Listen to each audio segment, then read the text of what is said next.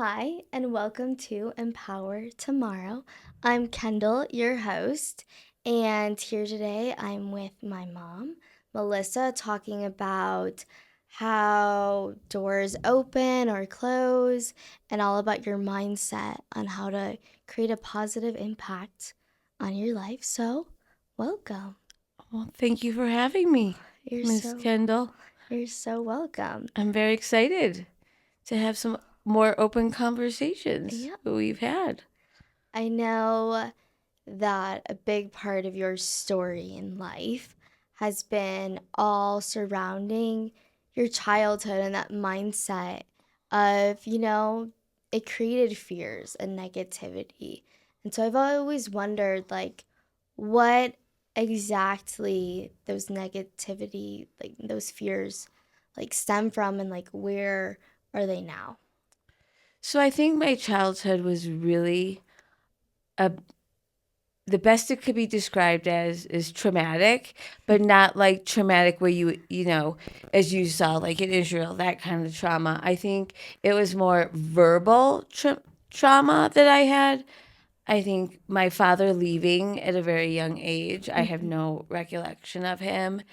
And my mom being a single parent, she really tended to focus just on my brother and not the impact that would have long term on me. And words, as you know, Mhm. have a lot of scarring that Mhm. leave behind that you don't necessarily see. Yeah. That I probably pushed down for a lot of years. And I would say just recently, I've become more empowered to use my voice. Yeah, I mean, being my mom and, seeing my childhood, that words and your experiences and like what you hear and see do have an impact Hmm. on your way of life and your outlook. And so I guess I want to dive more deeper into that negativity that you felt where those words were used and the trauma, and like how did that in the moment impact you? I think in the moment, I didn't realize how much it impacted me, like not being good enough. For some people, like we talked about a little bit this weekend, like my grandfather saying, "Why couldn't you be more like your cousin?" I can't change my height. I can't change my eye color. I can't change my hair color, as you know. Yeah.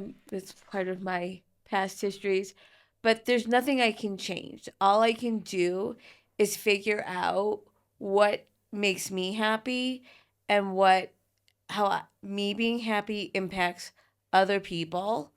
And I think just that not being good enough, not having experience, which I hope I've like given you throughout your childhood to find your strengths Hmm. and know that no matter what, I'm your cheerleader. May it be annoying with your mother screaming, "Get your wheels on," because that was my favorite thing to yell at you, or "You've got this."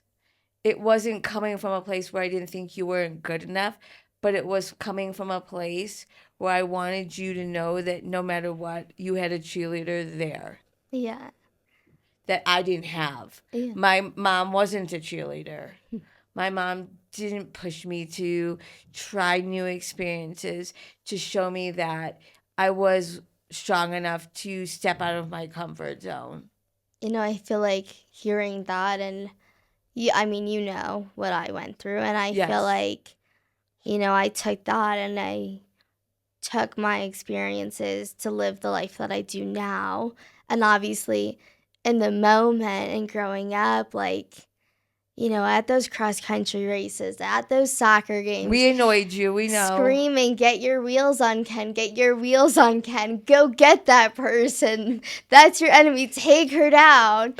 That in the moment, I guess, didn't click that it was you being a cheerleader, and it clicked that like you wanted me to get to that next level. Yes. And I think that is something that is important, to get to that next level and push yourself and get yourself out of the comfort zone. And I've seen you do that, I think, looking back throughout my whole childhood of like where you were when I was born. I mean, obviously, I don't really remember Yeah. that, but you've just gone through like so many like life changes. We've definitely had a lot of ups and downs in our lives. Yeah, we have. And it's how we have sometimes the way we cope, we're not great. And sometimes and then we learn from those it's really important to impact your life to find healthy choices, healthy tools, healthy coping mechanisms. And, you and I have had similar struggles Yeah. with, our body image, not being good enough. We have, and do I think it stems from maybe some parenting mistakes? As you will find, we as parents, we've made mistakes, but owning them is important. Yeah. But I think it's hard to make the vocalization that you've made a mistake and it's okay, and what we've learned from those mistakes. And what I've taken from my poor childhood is I hope that me screaming at you, or cheering you on, it came from a place that I know you can do it. And that I always wanted you to know, no matter what, if you came in last place at the cross country meet, I was still going to be there to catch you at the end of the race. Catch me and like nurse Literally me catch back you to play. sometimes. Yeah. Um and I think that's when it clicked for me, was when I started like having those heart issues of like, okay, she's screaming at me, get your wheels on Ken. Go beat that person. Take her down. I might have said you that only once. And, but then you being there at the end when I was struggling so much, when it was a sport that I loved, and it was like, just like hit me rock bottom of like, how do I cope with, gosh, my heart rate's over 200, I'm blacking out during a race, and I can't keep my eyes open.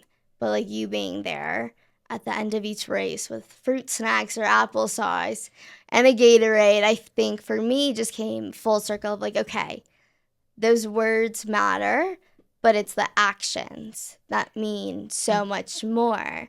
And I think when I look back at my childhood and when you look back at your childhood, like I've created the mindset of words matter, but actions matter more. And obviously, growing up, I pushed everything down as well. Mm-hmm. So did you. And is it a coping mechanism? Yes. But I think we always learn from it. Uh-huh. And like I've learned from it. And so, how have you learned from pushing things down to being this person that I you think are? I found something. I think I needed to find something that I was good at.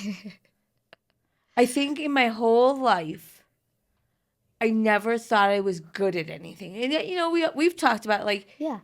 you need to have one thing that you are good at. You don't have to be good at everything, but it's nice to have one thing that you're good at that you can be confident in. And sometimes, people can say, "Oh, you were a good mom," or "You're great at your job." Like, look at how the kids respond to you. That means you're. I needed something to prove to myself that I was good at, or that was a healthy coping mechanism when things weren't well. Yeah. And that's, I guess, stems from, then we can go into my wellness journey. Yeah.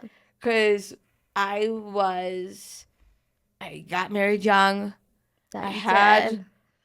a pleasant surprise, your sister. And I took it to the attitude was, I'm not going to lose the weight. I'm going to have another one. Then Kendall comes along. I don't lose the weight. I'm moving life along. I'm feeling not so great about myself. Mm-hmm. Your dad's traveling. I'm raising 2 kids on my own, most of the time. And then, our family hits a rough patch Mm-hmm. with mental health. Yeah. impacts our family, which, you know, unfortunately, there's the genetic piece that your dad and I both have mental health issues in our own families, but then it hits our family. And I think my life becomes a roller coaster. Like my self care goes out the window. And I think we've talked about how important self care is Yeah. with yourself. It only betters yourself and your family. So I decided, you know, one day I woke up that this is not, I need to find something that's going to help me cope so I can be better for you, better Mhm. for, you know, the family situation. And then, of course, it becomes, as some people might say, and you might say too, an unhealthy coping mechanism. I mean, yes, I think you could view it as that. And our life was for sure a roller coaster. You were dealing, and we as a family were dealing with like a lot of things mental health related, but you're also balancing two kids. And, one kid is like really affected, and then you have the other kid. And You were affected as well, just yeah, in a different way. But then at the same time, I'm thinking if I find something that helps me, it would hopefully help you. Because I feel like you need to have a coping mechanism when you are feeling stressed.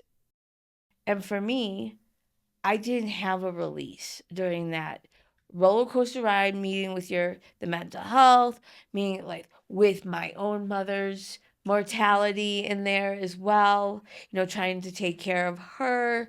We had, yes, yeah, between travel soccer, varsity cross country, varsity track, it was a lot. I feel like I needed something for myself. I saw that, and I kind of would say you were an inspiration to me because you wanted to be great. I mean, you had your thing that you were good at. Um, Me, I was just looking for something that helped me cope. And then I found working out. And I was tired of um, feeling gross.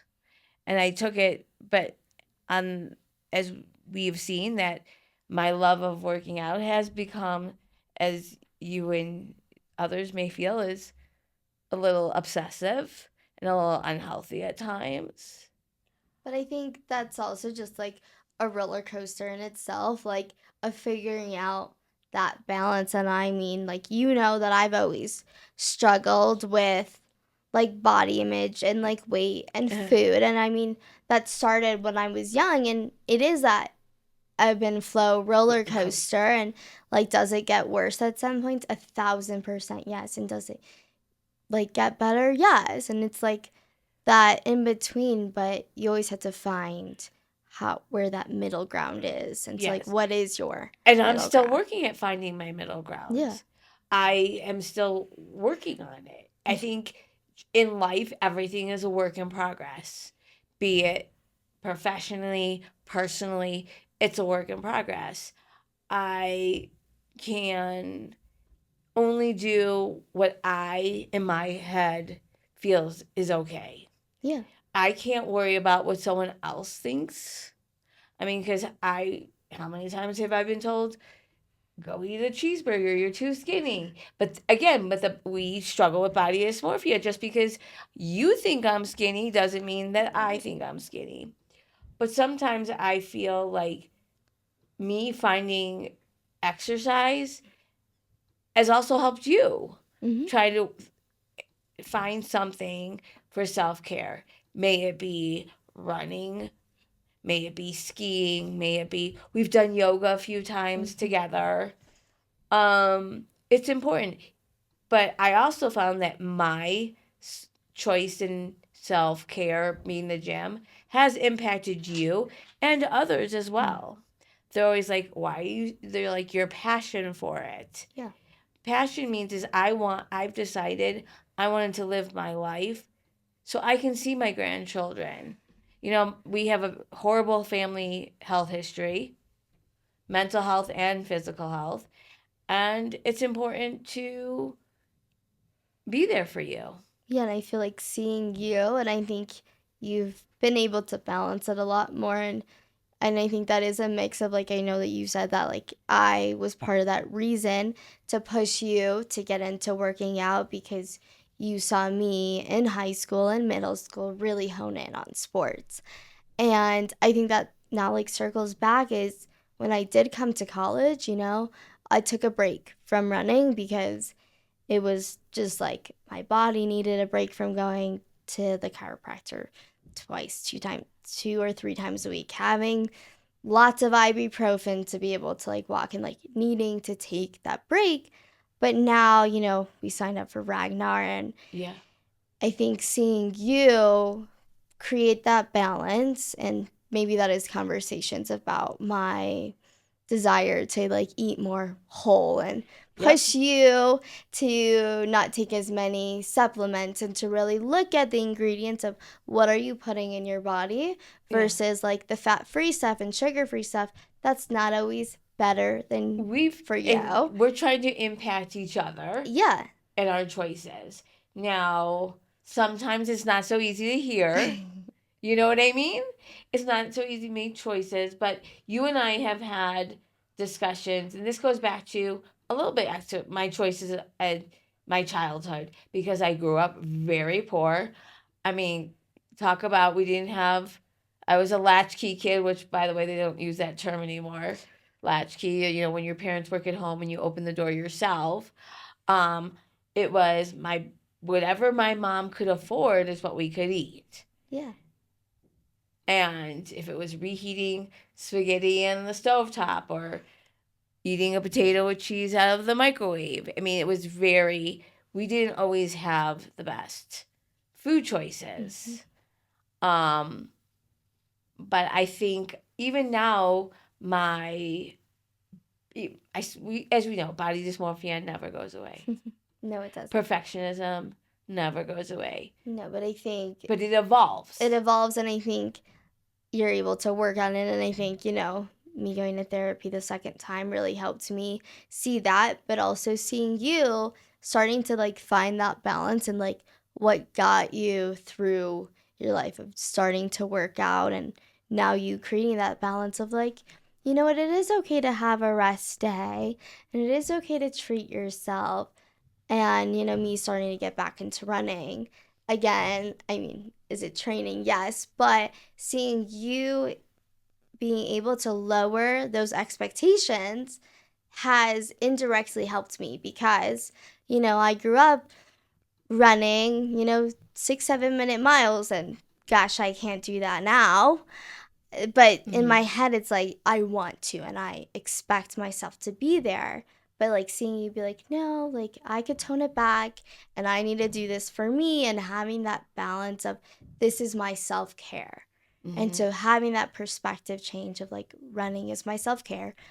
I don't need to be running 7 minute miles. Would I love to? Yes, but that's not where I'm at because it's my release. And I think that's important, is to find that like middle ground and that balance. And I think I've seen you do that a lot. And part of it is for me, and this is, Kendall, you know your grandmother very well. Yeah. And I always say to myself, I'm still looking for validation. I think we're still looking for validation from people who may have been, impacting our lives in our youth. Yeah. And moving forward. I still think I'm still looking for validation. Does that good or bad? No. I think that's part of life is you're always looking for validation. May it be in the classroom from your administrator, but I'm starting now to learn that I don't need someone else's validation, and I hope that I'm bringing that to you, that you don't need someone else's validation. May it be a person that you work with, a coworker, that special person in your life. When you find that special person in your life, that you don't need his validation to make you who you are. Yeah. And I think validation is something that a lot of people in our society not look like, really seek out. And I think, you're super involved in your gym and you hear people say, why don't you eat a cheeseburger? And that is such like a societal norm of like Which is hard to you, hear when you have body yeah, dysmorphia. and like, our society has like this specific way of how we should think and how we should act. And me knowing you as my mom, we don't act that way. And so I guess No. how do you lead yourself and remind yourself like it's okay to be who I am amongst a society that puts out a specific image? I think it's really hard. It really requires a lot of balance, and sometimes it's there and sometimes it's not, especially in the area in which we live. And even within, I'm very close to a lot of the people I work out with at the gym, and a lot of them push me to like, you can go, you can lift heavier, you can squat heavier. But in my mind, I don't know why I would want to do that. Yes, could I do it? And thank you for doing it, but why would I want to do it? Am I doing it for me? Am I doing it to prove something to that person? Yeah, and so I guess that kind of goes into like what is your why of finding exercise? What is that why in that like background of, like this is my why to live my life the way that I do. I think this is, I've really come, I'm at a point in my life where I'm at You're a about to turn crossroads. 50. I'm about to turn 50. I'm in the best shape of my life. Um, but what do I want for the rest of my life? I am very good at what I do in the classroom, Hmm. but I also love the impact that, exercise has had on my life. Can I bridge how taking what I do in the classroom and mix it with exercise? So, can I do something? So, that's where the why is. I think exercise is going to bring me my why in life. Because my why in life is yes, I'm your mom, I'm your dad's wife. But I think for a lot of years, that's all I was. And now I'm at the point where I'm turning 50. I found exercise. I'm trying to be the best version mentally of myself, which I'm still very much a work in progress. Um, and each day is a struggle. Hmm. But I need to find out what now is my why. Why am I here? I am here to support you in your goals. Hmm. And sometimes, give my opinion once or twice. But my why is to continue to impact myself, empower you, and empower the people around me. It doesn't mean the person next to me at the gym is like, oh, I want to have arms like you. No, you want to have arms that you're supposed to have. Yeah. And you're supposed to have the body that you're supposed to have. Our bodies don't have to be there. Our journeys won't be there the same. It comes to, my caloric intake is very different than someone else's. But now it's to find where can I now find my why in No, that. I think it's important to figure out your why. It doesn't matter what age that you find that purpose and your reason why to keep going each and every day.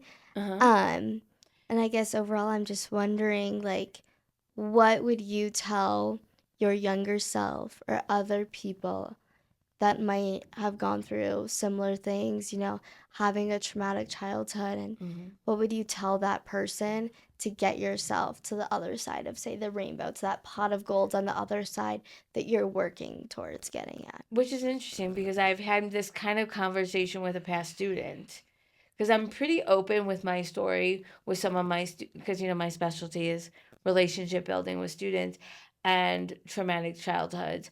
I think I would say to my younger self, you're worth it. Even if someone doesn't tell you, you're worth it. No matter what you look like, how short you are. I was that first grade girl in that first grade class being stuffed in a garbage can by my teacher, which you would never happen these days. But you're worth it. You're worth it no matter what. No matter what. You are worth someone loving, you're worth someone fighting for. You've got this. Don't let, and I still struggle with worth. I think that's, you know, a part of life, a part of the way I was brought up. And, as you saw this weekend on the slopes, I, when I was, my younger self would have given up when I fell down.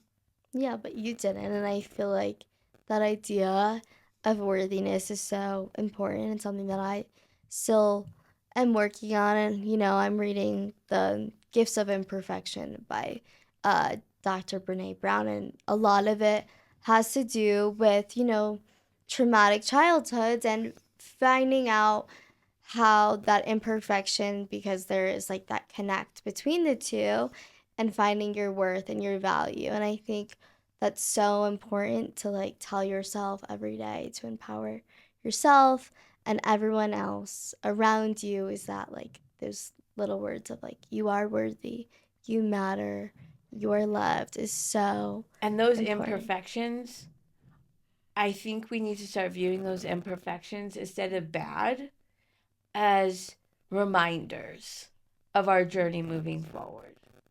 No, I agree. I think we build upon our past to build for a better future. And I think you encapsulate that like so well. Like, you had a traumatic childhood, we've had roller coasters as a family, mental health, but like now you're able to, by reminding yourself that you are worthy, you are loved, and like telling that younger self to get to the place where you Right. are at now.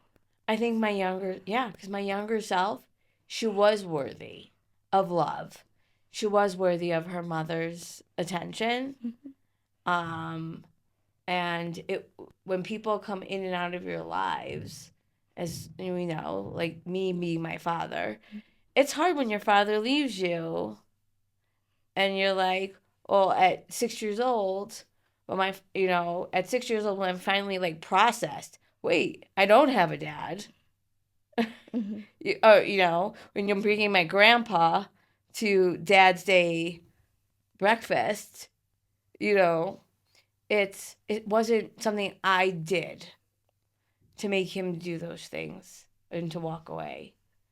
It's, that was someone else. I can't change someone else's path and what their choices were, but I can continue to impact myself. And my younger self was probably just so confused at what was good and what was not good for myself. Yeah, but I feel like today you've really like turned yourself around, and it's empowering to see like the things that you could go through and like the things that you can work towards to get to that other side of finding your why. So, Yeah. thank you for sharing your story and your words of empowerment, and having that conversation to enlighten me of where those words were stemming from when you were screaming at me every day at every race and every soccer game, and like I will continue having to that scream understanding. those words of encouragement, like it or not. But I think we both have learned that we both can help each other Yeah, through I this think journey of we our whys. I think people can help each other, people can help yourselves, and people at the end of the day can help the world. So thank you. You're welcome. Thank you for having me.